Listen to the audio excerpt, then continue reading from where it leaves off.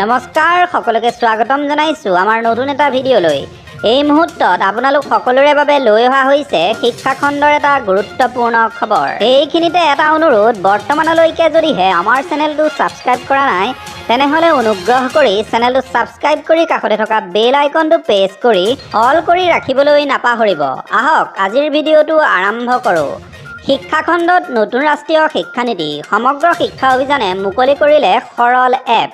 সমগ্ৰ শিক্ষা অভিযানে শেহতীয়াকৈ সৰল নামৰ এপ এটাৰ জৰিয়তে ছাত্ৰ ছাত্ৰীৰ মাজত পাইলট প্ৰকল্প হাতত লয়। ৰাজ্যৰ 30খন জিলাৰ 99খন বিদ্যালয়ৰ তৃতীয় শ্ৰেণীৰ ছাত্ৰ ছাত্ৰীৰ মাজত এই এপৰ জৰিয়তে এক বিশেষ পৰীক্ষা অনুষ্ঠিত কৰা হৈছিল।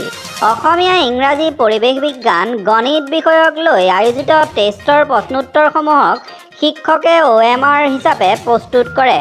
সমগ্ৰ শিক্ষা অভিযানৰ মিছন সঞ্চালকে বিবৃতিযোগে এই বিষয়ে জানিবলৈ দিছে। সৰল এপ ডিজিটেল লাইব্ৰেৰী ব্যৱহাৰৰ ক্ষেত্ৰতো সহায়ক হ'ব। সেয়েহে পৰৱৰ্তী সময়ত এই সৰল এপক লৈ শিক্ষা বিভাগে আৰু কেনেধৰণৰ প্ৰস্তুতি আৰম্ভ কৰে সেয়া অতি লক্ষণীয় হ'ব। ধন্যবাদ।